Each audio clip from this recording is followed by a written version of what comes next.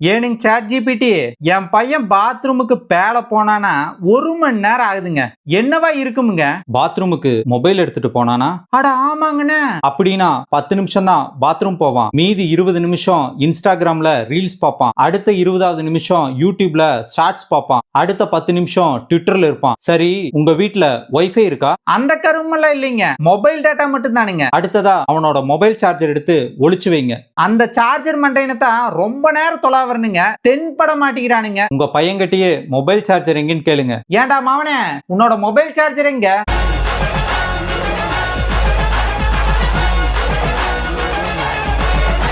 என்கிட்டதான் இருக்குப்பா. பாத்தீங்களா chat GPT, நான் கூட நீங்க சொல்றத பார்த்தா என் பையன் நாசமா போயிருவான்னு நினைச்சேங்க. ஆனா சயின்டிஸ்ட் மாதிரி பாத்ரூம்குள்ளேயே சார்ஜர் எடுத்துட்டு போய் யூஸ் பண்றான். பாத்தீங்களா, பெரிய ஆளா வருவானுங்க. நல்ல பையன், நல்ல அப்பன்.